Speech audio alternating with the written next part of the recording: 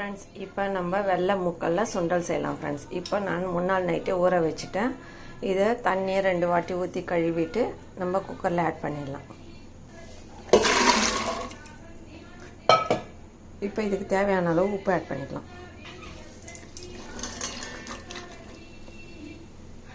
இப்போ ஒரு பிஞ்சு ஆப்பசோடமாவும் ஆட் பண்ணிக்கோங்க. இப்போ இதை நல்லா கலரிட்டு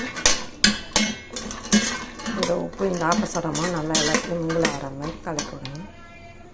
இப்போ மூடி போட்டு நம்ம 10 நிமிஷம் வேக வச்சிடலாம். இப்போ இது வேகட்டும். இப்போ இது சுண்டலுக்கு முக்கல்ல வெந்துச்சு ஃப்ரெண்ட்ஸ். இப்போ நம்ம சுண்டலை தாளிச்சிடலாம். இப்போ சுண்டலை தாளிச்சிடலாம். மிக்ஸி ஜாரில் பூண்டு ஆட் பண்ணிக்கோங்க, இஞ்சி ஆட் பண்ணிக்கோங்க, பச்சை மிளகா ஆட் பண்ணிக்கோங்க. இப்போ இதை நம்ம மிக்ஸி ஜாரில் ரன் பண்ணிடலாம். கடாய் வச்சு எண்ணெய் ஊற்றிட்டு கடுகு பொரிக்கணும். உளுத்தம் பருப்பு ஆட் பண்ணிக்கோங்க, பெருங்காயம் ஆட் பண்ணுங்கள், அப்போ தான் நல்லா வாசனையாக இருக்கும். காஞ்ச மிளகா ஒன்று கிள்ளிங்க கருவேப்பிலை ஆட் பண்ணிக்கோங்க. இப்போ இந்த மிக்ஸி ஜாரில் கொஞ்சமாக இந்த மூக்கல்ல ஆட் பண்ணிக்கோங்க. இதை ரன் பண்ணிடலாம். இப்போ இதை தாளிச்சில் ஆட் பண்ணுங்க. இப்போ இந்த எண்ணெயிலே இதை நல்லா வதக்கிட்டு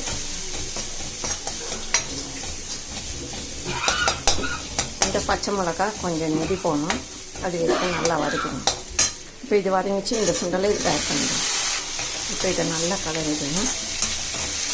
ஒரு 5 நிமிஷம் கடாயிலே இருக்கும். இந்த காரம் எல்லாம் இறங்கினதில்ல இந்த சுண்டல் செம்ம டேஸ்ட்டாக இருக்கும். இதே மாதிரி செஞ்சு பாருங்கள்.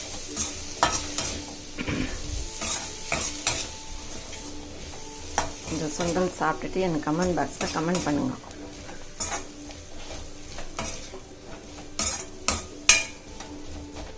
இது ஒரு 5 நிமிஷம் இந்த மிளகா காரெல்லாம் இறங்கட்டும். இப்போ இது ரெடி ஆகிடுச்சு. கொத்தமல்லி தூவிக்கலாம். இந்த சுண்டல் ரெடி ஆகிடுச்சு. இந்த வீடியோ பிடிச்சிருந்தால் லைக் பண்ணுங்கள், ஷேர் பண்ணுங்கள், சப்ஸ்கிரைப் பண்ணுங்கள் ஃப்ரெண்ட்ஸ். Tata bye bye. மீண்டும் அடுத்த வீடியோவில் சந்திப்போம்.